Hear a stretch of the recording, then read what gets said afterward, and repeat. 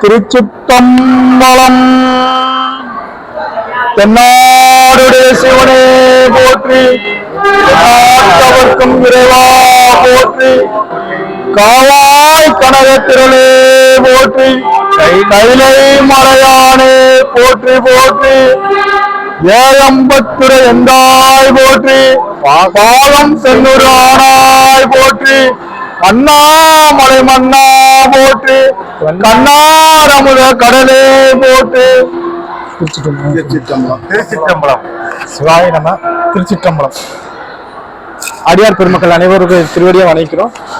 இன்னைக்கு திண்டுக்கல் மாவட்ட சிவனேர திருக்கூட்டத்தோட 23ஆம் ஆண்டு நம்ம சிவனேர திருக்கூட்டம் திண்டுக்கல் மாவட்டத்தில் சிவனேரியார் திருக்கூட்டம் ஆரம்பிச்சு 23 வருஷம் ஆயிடுச்சு. ஸோ இந்த வருஷம் பாத்தீங்கன்னாக்கோ இன்னைக்கு என்ன நடக்குது நம்ம திண்டுக்கல்ல பாத்தீங்கன்னா திருக்கயிலாய திருக்காட்சி 63 நாயன்மார்களுக்கு திருக்கயிலாய திருக்காட்சியானது நம்ம அபிராமி அம்மன் கோவில் இங்க காலத்தீஸ்வரர் இங்க வந்து நடைபெற இருக்கிறது. இந்த திருக்கயிலாய திருக்காட்சியோட நோக்கம் என்ன அப்படின்னு பாத்தீங்கன்னா, நம்மளுடைய அபிராமி அம்மனும் பத்மகிரிநாதரும் எங்க இருந்தாங்கன்னாக்க நம்மளுடைய பத்மகிரி மலை. இன்னைக்கு நம்ம பத்மகிரி மலை, அன்றைய பத்மகிரி மலை, இன்னைக்கு நம்ம வந்து மலைக்கோட்டைன்னு எல்லாம் சொல்றோம்ல, அந்த பத்மகிரி மலையில வந்து சுவாமி எழுந்தருள் இருந்து அங்கிருந்து இறங்கி வந்து இந்த 63 நாயன்மார்களுக்கு காட்சி தல்கின்ற ஒரு விழாவாக இந்த திண்டுக்கல் மாவட்ட சிவனடியார் திருக்கூட்டம் சார்பாக 23 ஆண்டுகளாக நடைபெற்று வருகிறது. அதே போல இன்னும் கொஞ்ச நேரத்துல நம்ம அவளுடன் எதிர்பார்த்துக்கிட்டு இருக்கிற கைலாய காட்சியானது நம்மளுடைய தேரடி வீதி கிழக்கு கோபுரம், நம்ம அபிராமி அம்மனோட கிழக்கு கோபுரத்தின் கீழே வந்து நடைபெற இருக்கின்றது. ஸோ இப்ப நம்ம திண்டுக்கல் மாவட்ட சிவனடியார் திருக்கூட்டம், இந்த சிவனடியார் திருக்கூட்டம் மாதிரி நம்ம திண்டுக்கல் மாவட்டத்துல ஆரம்பிச்சு இன்னையோட 23ஆவது வருஷம். இந்த சிவனடியார் திருக்கூட்டமானது நம்ம பத்மகிரி நம்ம கோயில் கும்பாபிஷேகத்துக்கு ஆகிறதுக்கு முன்னாடியில இருந்து பார்த்தோம்னாக்க இங்க வந்து ஒவ்வொரு கால பூஜைகள், ஒரு நாளைக்கு 6 கால பூஜைகள் நடைபெறுகிறது. 6 கால பூஜைகளுக்கு உண்டான அந்த வாசனை திரவியங்கள், அபிஷேக பொருட்கள் எடுத்துக் கொடுக்கறதுல இருந்து மற்றபடி இந்த கோவில்ல இருந்து ஏதேனும் புறப்பாடுகள், சுவாமிகள் புறப்பாடு ஆகுறாங்கன்னாக்க அந்த புறப்பாடுக்கு தேவையான வாக்கியங்கள், அதே போல இரவு நேரத்துல பாத்தீங்கன்னாக்க சாமி அசஜாமத்துக்கு போறதுக்கான பல்லாக்கு விரிக்கிறதுல இருந்து அந்த டயத்துல தேவாரம் திருவாசம் பாடுவது, சோ இது போல பணிகள் இந்த ஆலயத்துக்குள்ள வந்து நாங்க பண்ணிக்கிட்டு இருக்கோம். அதே போல குரு பூஜை, நாயன்மார்கள் குரு பூஜை, ஒவ்வொரு குரு பூஜைக்கும் நம்ம சிவனடியார் திருக்கூட்ட சார்பாக எடுத்து பண்ணிக்கிட்டு இருக்கிறோம். அந்த நட்சத்திரம் அதே போல பாத்தீங்கன்னா நம்ம திண்டுக்கல் மாவட்டத்துல பாத்தீங்கன்னா இப்ப நான் ஒரு 35ல இருந்து ஒரு 40 அங்க கிராமமா போய் ஒரு சிவனடியார் திருக்கூட்டம் வந்து ஆரம்பிக்கப்பட்டு அந்த ஊர்ல கிராமத்துல இருக்க மக்களுக்கு வந்து இந்த சிவத்தொண்டு, சைவ தொண்டுகளை எடுத்து சொல்லி அவங்களும் இந்த சிவப்பணிக்கு வந்து அழைச்சு இது வந்து ஒருங்கிணைச்சு செயல்பட்டு கொண்டு வந்துகிட்டு இருக்கிறோம். இந்த சிவப்பணியானது இந்த வருஷத்தோட 23ஆவது வருஷம், இன்னும் பல வருஷம் நடைபெறணும்னு சொல்லி இறைவன் திருவருளால பல வருஷம் நடைபெறணும்னு சொல்லி விண்ணப்பம் வச்சுக்கிறோம். ஸோ சிவனடியார் திருக்கூட்டம் அப்படிங்கிறது ஏதோ ஒரு கட்சிக்காண்டியோ ஒரு அரசியல் இதுக்காண்டியோ ஒரு நேம் காண்டியோ அப்படி கிடையாது. ஏன்னா எந்த ஒரு கோயிலுக்கும் நம்ம போகலாம், எந்த ஒரு கோயிலுக்கும் போகலாம், எப்ப வேணா போகலாம். ஆனா சிவன் கோயிலுக்கு வரணும் அப்படின்னு முடிவு பண்ணோம்னா சிவன் முடிவு பண்ணணும். நம்மள இந்த பையன் இன்னைக்கு சிவனடியார் திருக்கூட்டம், இந்த சிவன் வந்து இந்த பையன் வந்து கழுத்துல உத்ராட்சம் போடணும் அப்படிங்கிறது யார் முடிவு பண்ணணும்னா எல்லாம் வல்ல பெருமான் சிவபெருமான் வந்து முடிவு பண்ணணும். சிவபெருமான் முடிவு பண்ண ஒரு நபரால மட்டும்தான் வந்து உத்ராட்சம் அணிய முடியும். மற்றபடி வேற எந்த கோயிலுக்கு வேணா போலாம். நம்ம ஆக மொத்தத்துல இதுல இருக்க நம்ம தமிழகத்துல இருக்கிற எங்க வெளிநாட்டுல இருக்க எந்த கோயிலுக்கு வேணா நம்ம போகலாம். ஆனா சிவன் கோயிலுக்குள்ள கால் எடுத்து வைக்கணும் அப்படிங்கிற ஒரு எண்ணம் யாருக்கு வரணும்னா பஸ் சிவனுக்கு வரணும். மீன் வலை வீசிய ஒரு மீன்வா வந்து எப்படி வலை வீசி பிடிப்பாங்களோ அது போல வந்து சிவபெருமான் பிடிப்பாங்க. இந்த பையன் இந்த இடத்துல வந்து என்ன பணி செய்யணுங்கிறத யார் முடிவு பண்ணா சிவன் முடிவு பண்ணணும். ஸோ அது போல முடிவு பண்ணி நான் மட்டும்தான் ஒருத்தனால உத்தரட்சம் பண்ண முடியும். இந்த பணியை வந்து நாங்க வந்து இந்த திண்டுக்கல் மாவட்ட சிவனடியார் திருக்கூட்டம் சார்பாக ஒவ்வொரு கிராமமா போய் சிவபெருமானை பத்தி எடுத்து சொல்லி அவர் கருணையை கூறி அவங்களுக்கு வந்து முதல்ல பக்தி வர வச்சு அந்த பக்தி மூலியமா சிவபெருமான் இந்த பையனை ஆட்கொள்ளணும், அந்த ஒரு பணியை தான் வந்து எங்களுக்கு இறைவன் கொடுத்த பணியை நாங்க வந்து இப்போதைக்கு செஞ்சுக்கிட்டு வந்துகிட்டு இருக்கிறோம்.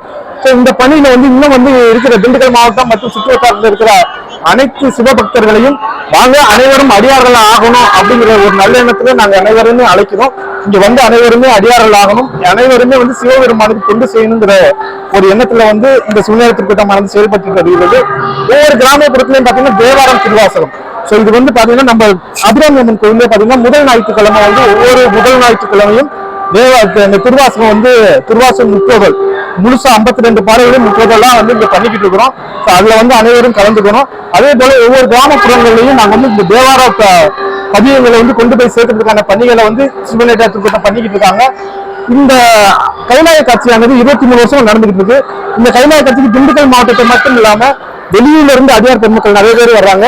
நம்ம சிவனடியார் திருக்கூட்டத்தோட முதல் உறுப்பினர் யாருன்னு பார்த்தீங்கன்னா நம்ம பத்மகிரிநாதர். காலகத்தீஸ்வரர் தான் நாங்கள் முதல் உறுப்பினராக வச்சு அவர் கீழே வந்து எல்லாருமே பணி செய்துட்டு வரோம். ஸோ இறைவன் அழைக்கின்றார், நம்மளுடைய சிவபெருமானோட கருணை கண்கள்ல அனைவருடைய வாழ்வும் சிறக்கணும் என்று சொல்லிட்டு இந்த அடியார் கூட்டம் செயல்பட்டுக்கிட்டு இருக்கு. அனைவரும் வந்து சிவப்பணி செய்யணும் வேண்டிக்கிறோம். இந்த நேரத்தில் ஒரு சின்ன ஒரு பதிவு, இந்த இதுல வந்து 23 வருஷமா நாங்க பயணிச்சுட்டு வந்துட்டு இருக்கிறோம்ல, ஐயா பழனியப்பன் ஐயா பண்ணிட்டு இருக்காங்க, நம்ம காளிதாஸ் ஐயா வந்து மகளிர் அணியில இருந்து எல்லாருமே சிறப்பா பண்ணிக்கிட்டு இருக்காங்க. இன்னும் அடியார் பெருமக்கள் அனைவருமே வந்து ஒத்துழைப்போடு பண்றாங்க. மகளிர் அணி இந்த டைப்ல பாத்தீங்கன்னா மகளிர் அணிக்கு வந்து ஒரு பெரிய ஒரு மதிப்பு கொடுக்கணும். என்ன காரணம்னா இப்ப இருக்க சூழ்நிலை எல்லாமே டிவி முகத்துல டிவிலே உட்காந்துருக்காங்க. ஆனா இந்த டைப்ல இறைவனை கும்பிடணும்னு சொல்லி அவங்க ருத்ராட்சம் பண்ணிதான் பெரிய விஷயம். அவங்க அனைவரும் ருத்ராட்சம் அணிந்து மாலை அணிந்து சிவபெருமானை பணி செய்து வந்திருக்காங்க. ஸோ மகளிர் அனைவர்களுக்குமே வந்து இறைவன் திருவருளால அவங்களுக்கு மென்மேலும் சிறக்கணும்னு சொல்லி விரும்பி கேட்டுக்கிறோம். மேற்கொண்டு இந்த சிவனடியார் திருக்கூட்டத்துல ஆரம்ப காலத்துல இருந்து இன்று வரைக்கும் எங்க உங்கள்கிட்ட பயணிச்சு தர எங்க பழனியப்பன் ஐயா அவர்கள் தங்களுடைய ஆசீர்வாதங்களையும் தன்னுடைய வாழ்த்துக்களையும் கூறி சிவனடியார் திருக்கூட்டத்தை பற்றி எடுத்து உரைப்பாருங்கிறத தெரிவித்திருக்கிறேன். எந்நாடுடைய சிவனையை போற்றி எந்நாட்டோடு இறைவா போற்றி அறுதரம் ஞானாம்பியை உண்ட காலகத்தீஸ்வர பெருமானுடைய திருவருளாலும் அறுதரம் அபிராமியமை உடன் வருகின்ற பத்மகிரீஸ்வர பெருமானுடைய பெரும் கருணையினாலும் இந்த அடியார் திருக்கூட்டத்தின் சார்பாக நம்மளுடைய கோயிலில் பார்த்தீங்கன்னா சித்திரை மாசத்துல ஒரு 63 நாயன்மார்கள் திருவிழாவும், நம்மளுடைய இந்த புரட்டாசி மாசத்துல 63 நாயன்மார்கள் திருவிழாவும் நடைபெறும். கோயில் சார்பாக அது நடைபெறும். இது அடியார்கள் சார்பாக இங்க காலகத்தீஸ்வர பெருமானும் ஞானாம்பியுமே வெளியே அபிஷேகம் பார்த்து வெளியே இருந்து அவர் சாமி இங்க வருவாங்க. இந்த 63 நாயன்மார்களையும் அவங்க கைலை காட்சி கொடுத்து காலத்தீயும் பெருமான் தான் இங்க வந்து பிரதானமாக இருந்து இந்த விழாவை நடத்தி கொண்டிருக்கிறார். அப்படிப்பட்ட மிக அருமையான இந்த விழாவில் நம்முடைய சிலம்பு செல்வம், நம்மளுடைய செந்தில், நம்மளுடைய மித்த பிற அடியார்களும் சீரும் சிறப்புமாக இந்த விழாவை வருடந்தோறும் நடத்திக்கிட்டு இருக்கிறது இந்த திண்டிமாசுரத்துல மிக பெருமையான ஒரு செயல்பாடு. திண்டிமாசுரம் என்று சொல்லாம மிகவும் மேன்மையானது, கைலாய மலைக்கு ஒப்பான மலையை உடையது. அது மட்டும் அல்லாது இங்க இருக்கக்கூடிய பெருமான் வந்து இன்ப பெருமான். ஏன்னா நாங்கெல்லாம் வாழ்வியில வந்து அவரை வழிபாட்டுனா நாங்க மேன்மை அடைகின்றோம். காரணம், இந்த பிறவி என்பது நாம வந்து எளிதில் கிடக்கக்கூடியது கிடையாது. இதற்கு வந்து மிகவும் துன்பமானதாக தெரியும். ஆனா இவனை எவரெல்லாம் வழிபாடு பண்ணுகிறார்களோ அவர்களுக்கு இன்பத்தை கொடுக்கக்கூடிய இன்பத்திற்கு மிகப்பெரிய ஒரு பெரிய பொருளாக அரிய பொருளே அவிநாசி அப்பா வரிகளுக்கு ஏற்ப நம்முடைய ஞான சம்பந்தரம், நம்முடைய திருநாவுக்கரச பெருமானும், அப்புறம் நம்முடைய சுந்தரமுத்து, நம்முடைய மணிவாசகனும் 63 நாயன்மார்களும் நமக்கெல்லாம் கிடைக்கிறதுக்கு அரிய மாணிக்கம். இப்படிப்பட்ட மாணிக்கங்களை கொடுத்த அந்த பரமேஸ்வரனாக இருக்கக்கூடிய அந்த நம்மளுடைய பெருமான் இந்த இரவியும் இறைவனும் கலந்து இந்த திண்டிமாசுரத்தை சிறப்புமாக இந்த அடியார் திருக்கூட்டத்துல மிகவும் மேம்படுத்தக்கூடிய திறமையில இந்த விழா நடந்து கொண்டிருக்கிறது. இந்த விழாவை இந்த அடியார் திருக்கூட்டத்துல நம்முடைய தென்தில்லை செந்தில் அவர் வந்து கான்டாக்ட் பண்றாரு, ரொம்பவும் சிறப்பான முறையில நடத்துறாரு. இந்த அடியார் மகளிர் பெருமக்கள்னா ஒவ்வொரு மாசத்துலயும் அந்த நட்சத்திரத்து படியாரம் நம்மளுடைய வழிபாடு நடந்து கொண்டே இருக்கும். ஏன்னா ஒவ்வொரு நாயன்மார்களுக்கும் அபிஷேகம், ஆராதனைகள் மற்றும் பிற விதமான வழிபாடுகள் இந்த கோயிலில் நடந்துருக்கும்.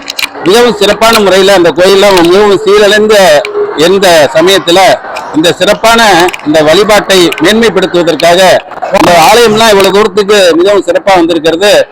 பெருமக்கள், இந்த ஊர் மக்கள், இந்த ஊர்ல இருக்கக்கூடிய பெரிய தனத்துக்காரர்கள் எல்லாரும் சேர்ந்து மிகவும் சிறப்பான முறையில இந்த ஆலயத்தை சீரமைச்சிருக்காங்கன்னா இதெல்லாம் நம்ம கண்கூட காணக்கூடிய மிகப்பெரிய அதிசயமான ஒண்ணு. காரணம், இதெல்லாம் இந்த கலிகாலத்துல நாமெல்லாம் பார்க்கறது மிகப்பெரிய பாக்கியம். அப்படிப்பட்ட இந்த இறையருளை நமக்கெல்லாம் வழங்கிய நம்முடைய ஞானாம்பிகை உடன் வருகின்ற காலகத்தீஸ்வர பெருமான் நமக்கெல்லாம் மிகவும் தோன்றா துணையாக இருக்கிறவர்.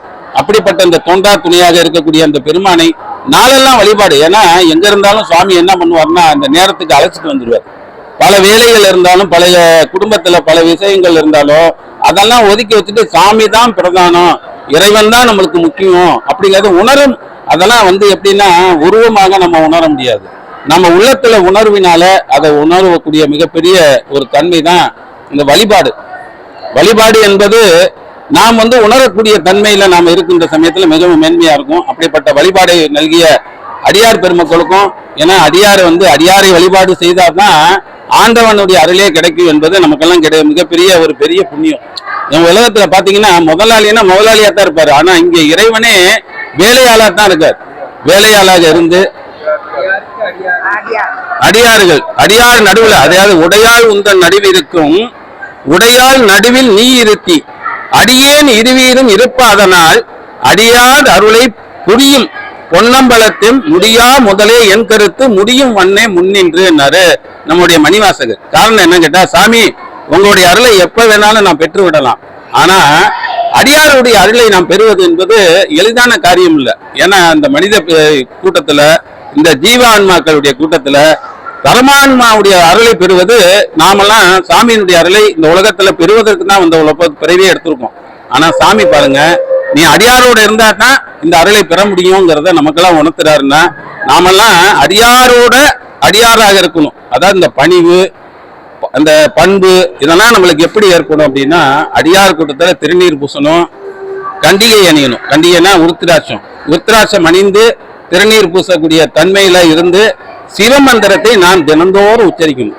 சாமியினுடைய திருவுரலை தினந்தோறும் நாம வழிபாடுலை, நமக்குன்னு ஒரு வழிபாடு இருக்கு, ஜனாதான தர்மம் என்று சொல்லப்படக்கூடிய இந்த வழிபாட்டை நாமெல்லாம் மேன்மைப்படுத்தி வழிபாடுகளை செய்யத்தான் நம்மளுடைய ஆன்மா மிகவும் மேன்மையானதாக இங்கே எடுபடும்.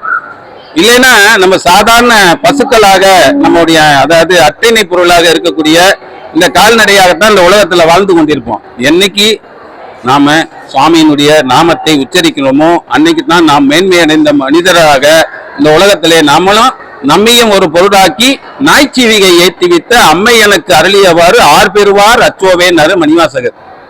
அப்ப அதே மாதிரி நாவுக்கரசர் பண்ண என்ன சொன்னாரு, படைக்களமாக நீ நாம தெழுத்தும் அஞ்சு மின் நாவில் கொண்டேன், இடைக்களம் அல்லேன்.